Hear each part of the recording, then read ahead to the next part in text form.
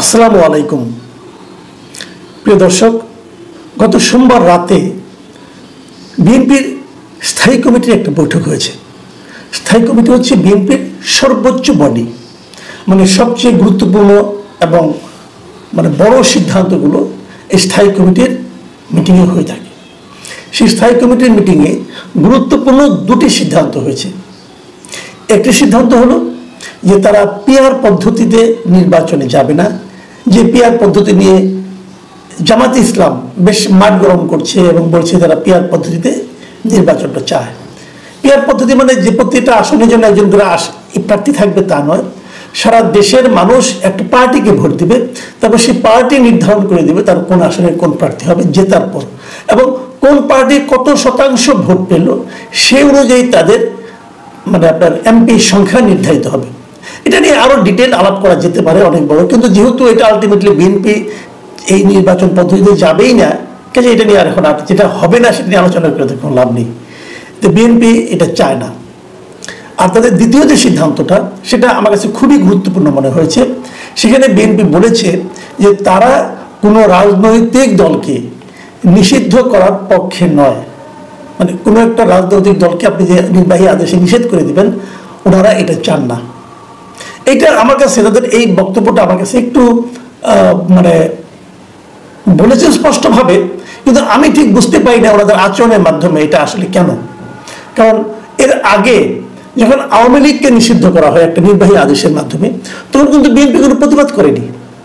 কিন্তু এই নির্বাহী আদেশটা দেওয়ার আগ পর্যন্ত, আগে এর 1-2 মাস আগে বিএনপি বারবার বলেছে যে তারা কোনো রাজনৈতিক দলকে নিষিদ্ধ করার পক্ষে নয়। তারা কিন্তু বলেছে, সে কথাটা প্রধান উপদেষ্টা ডক্টর ইউনূসও বলেছেন, বিভিন্ন আন্তর্জাতিক মিডিয়ায় বলেছেন যে তারা কোনো রাজনৈতিক দলকে নিষিদ্ধ করার পক্ষে নন। যারা বলেছেন তারাই নিষিদ্ধ করেছেন এবং বিএনপি বলেছেন, কিন্তু বিএনপি কোনো প্রতিবাদ করেননি। এই ছিল রিয়েলিটি। তো আমরা আসলে কি বুঝবো? আমরা আসলে বুঝি না, রাজনীতিবিদদের বোঝা বড় কঠিন। তারা হ্যাঁ বললে আসলে বুঝতে হবে না, আর যদি মনে হয় যে বলে যে না হতেও পারে, তার মানে বুঝতে হবে নিশ্চিত হবেই না, আর যদি না বলে তাহলে বুঝতে হবে কি হতেও পারে। আমি জানি না আসলে কোনটা তাদের মনের কথা, কোনটা মুখের কথা, জনগণ কোনটা বুঝবে আমি জানি না।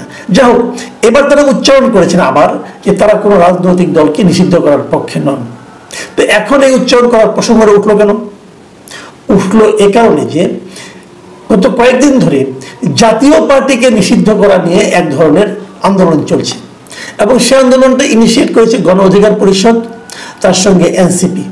তারা বারবার বলে আসছে জাতীয় পার্টি স্বৈরাচারের দোসর ছিল, ফ্যাসিবাদের দোসর ছিল, আওয়ামী লীগের দোসর ছিল, এবং জাতীয় পার্টির সমর্থনের কারণেই আওয়ামী লীগ গত 15 বছর মানুষকে ভোটাধিকার থেকে বঞ্চিত করতে পেরেছে। এগুলো, এই যে অভিযোগগুলো, জাতীয় পার্টি আওয়ামী লীগের দোসর ছিল, সত্য অভিযোগ।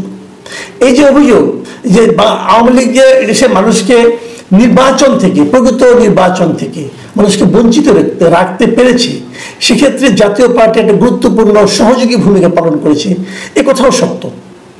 এবং আমি মনে করি আওয়ামী লীগের এই নির্বাচন বিষয়ক, আওয়ামী লীগের স্বৈরাচারী শাসন চালানোর ক্ষেত্রে জাতীয় পার্টির ভূমিকা, আওয়ামী লীগের জন্য যে সহযোগী ভূমিকাটা, আওয়ামী লীগকে তারা যেভাবে নিঃশর্তভাবে সাপোর্ট দিয়ে গেছে কেবল 2-1টা মন্ত্রিত্ব পাওয়ার জন্য, এটা ছিল ভয়ঙ্কর রকম খারাপ। এবং আমি জাতীয় পার্টিকে জন্য সবসময় বলেছি যে এটা আসলে তারা একটা রাজনৈতিক দলের যে চরিত্র, এটা তাদের মধ্যে আসলে আমি দেখতে পাইনি। তারা খুবই জঘন্য কাজ করেছে, এবং জঘন্য কাজের সাজা হতে পারে, শাস্তি হতে পারে।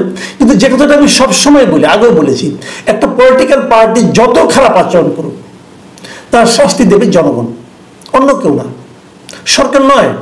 আর এই ধরনের অনির্বাচিত সরকার তো আরো নয়।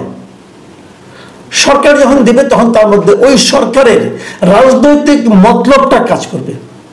উদাহরণ দিয়ে বলি, যেমন জামাতে ইসলামকে আওয়ামী লীগ নিষিদ্ধ করেছিল একদম তার বিদায়ের আগে 3 তারিখে, অগাস্টের, গত বছর অগাস্টের 3 তারিখে। কেন করেছিল? যদি জামাতে ইসলামকে নিষিদ্ধ করার পিছনে তাদের সম্পূর্ণভাবে তাদের রাজনৈতিক উদ্দেশ্যটা কাজ করেছিল। ওটা কিন্তু জামাতের কর্মকাণ্ড যদি করতো তাহলে তারা আগেই করতে পারতো, আগে তো করেনি। এই ব্যাপারে একটা মামলাও ছিল, মামলা সবকিছু তোয়াক্কা না করে আওয়ামী লীগ নির্বাহী আদেশে জামাত ইসলামকে নিষিদ্ধ করেছিল। তো এরকম নির্বাহী আদেশে যখন কোনো একটা রাজনৈতিক দলকে নিষিদ্ধ করা হয়, তখন বুঝতে হবে এর পেছনে মতলব আছে ভাই, এটা কথা পরিষ্কার। কিন্তু যেটা হয়ে গেছে, যদি কেউ নির্বাহী আদেশে নিষিদ্ধ করে দেয়, আপনি অপছন্দ করবেন, আমিও অপছন্দ করবো, কিন্তু আমি তো অস্বীকার করতে পারবো না, এটা আমাদের মানতে হবে। আওয়ামী লীগ এই মুহূর্তে তাদের নিষিদ্ধ নয়, বাট তাদের রাজনৈতিক কর্মকাণ্ডকে নিষিদ্ধ করা হয়েছে, তারা কোনো রাজনৈতিক কর্মকাণ্ড করতে পারবে না। এবং এরই আলোকে নির্বাচন কমিশন কিন্তু আওয়ামী লীগের নিবন্ধনটা তারা স্থগিত করেছে। এটা আবার আরেক বিষয়। আওয়ামী লীগের আপনি আরপিও যদি পড়েন, আরপিওতে কোনো রাজনৈতিক দলের নিবন্ধন স্থগিত করার কোনো অপশনই নাই, হয় নিবন্ধন থাকবে নয় নিবন্ধন থাকবে না। তো আওয়ামী লীগের নিবন্ধন তারা আরপিওর কোন ধারা অনুযায়ী এই নির্বাচন কমিশন স্থগিত করেছে আমি বলতে পারবো না। ওখানে অনেক অবসরপ্রাপ্ত জ্ঞানীগুণী লোক আছেন, ওনারা জানেন কিভাবে করেছেন। আমি আপনাদের রিকোয়েস্ট করছি যে আপনারা একটু বইটই খুলে পড়েন, আরপিও পাওয়া যায়, গুগলে সার্চ দিলে পাবেন আরপিও। তো ওখানে যে আপনি চেক করেন দেখবেন যে কোনো রাজনৈতিক দলকে নিষিদ্ধ করা যায়, কোনো রাজনৈতিক দলের নিবন্ধন বাতিল করা যায়, নিবন্ধন দেওয়া যায়, কিন্তু নিবন্ধন স্থগিত করার কোনো অপশন এখানে নাই। যাক তারা করেছেন, কেউ প্রশ্ন করে না, কাজে কোনো সমস্যা নাই। এবং আজকে দেখলাম যে একজন নির্বাচন কমিশনার বলেছেন যেহেতু তাদের নিবন্ধন স্থগিত, অতএব তাদের প্রতীকটাও যেহেতু ওখানে নাই, অতএব নৌকা মার্কা নিয়ে কেউ ইলেকশন করতে পারবে না। তারা তাহলে কি স্বতন্ত্র করতে পারবে? সেটাও পারবে কিনা উনি ক্লিয়ার বলতে পারলেন না। এটা বলতে না পারা কোনো কারণ আছে বলে আমি মনে করি না। যে কেউ বাংলাদেশ যে কোনো নাগরিক, যে ভোটার, তিনি স্বতন্ত্র নির্বাচন করার অধিকার রাখেন। তিনি স্বতন্ত্র নির্বাচন করার যে বাধ্যবাধকতা আছে যে সেগুলি পূরণ করতে পারেন। কাজে যাও তুমি তাও এটা বলতে রাজি না, কারণ বললে পরে কোন ঝামেলায় পড়ে যায়, সবাই অতি সতর্ক। যাও সতর্ক থাকুন, ওরা কোনো সমস্যা নেই।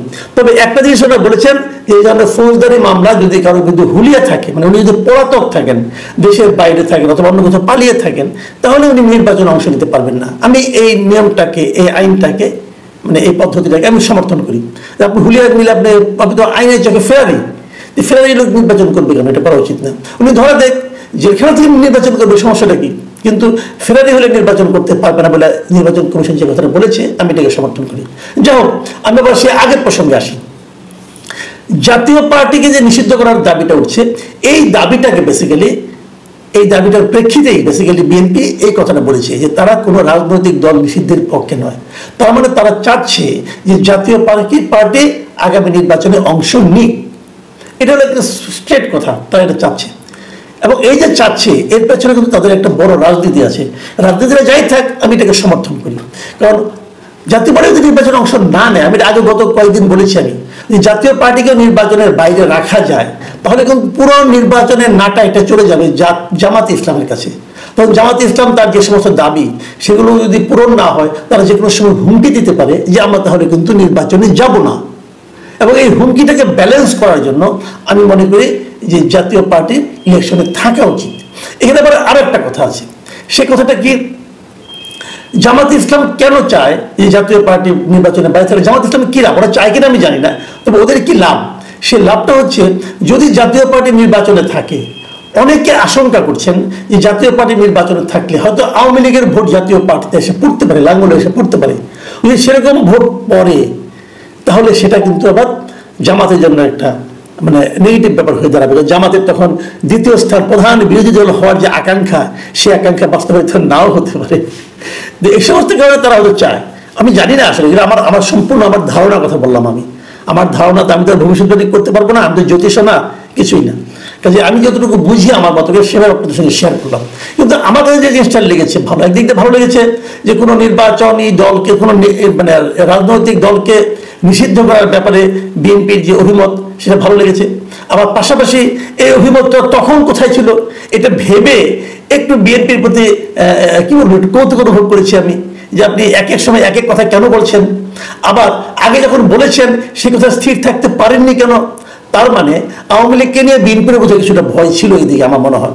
শুরুর দিকে হয়তো ছিল না, কিন্তু যখন নিষিদ্ধ করা হয় তখন তাদের মধ্যে একটা ভয় ছিল। তারা হয়তো ভেবেছে যে আওয়ামী লীগ নির্বাচন করতে পারলে তাদের ঝামেলা হতে পারে। বলা যায় না কিছুই, অনেক কিছুই হতে পারে। কারণ বিএনপি তো খুব একটা সুনাম গ্রামগঞ্জে নাই। এখন গ্রামগঞ্জে কিন্তু প্রত্যন্ত অঞ্চলে অনেক চাঁদাবাজির সঙ্গে কিন্তু বিএনপি শব্দটা জড়িয়ে গেছে। তবুও এই প্রেক্ষিতে শেষমেশ এসে এই যে রাজনৈতিক দল, সেটা জাতীয় পার্টি বিএনপি যে কোনো দলই হোক না, জাতীয় পার্টি আওয়ামী লীগ অথবা অন্য কোনো দল, যে দলই হোক না কেন, রাজনৈতিক দলকে নির্বাহী আদেশে নিষিদ্ধ করার যে প্রচেষ্টা, বিএনপি যে এর বিপরীতে দাঁড়িয়েছে, এই জন্য আমি বিএনপিকে সাধুবাদ জানাতে চাই। আমি বিএনপির প্রতি আমার অনুরোধ থাকবে, আপনারা এই পয়েন্টে থাকবেন ভাই। কারণ এটা কোনো ভালো উদাহরণ নয়। সব দলকে সরিয়ে দিয়ে নিজে নির্বাচিত হওয়ার আনন্দও নাই। 2014-তে যেটা আওয়ামী লীগ করেছিল, এই আওয়ামী লীগ তখন যে আনন্দটা পেয়েছিল ওটাকে আমি বলি বিকৃত আনন্দ। সারা দুনিয়ার কাছে কিন্তু এটা আওয়ামী লীগের জন্য কোনো সুনাম বয়ে আনেনি। এবং তারও চেয়ে বড় কথা, এটা কোনো নির্বাচনও হয় না এটা এভাবে।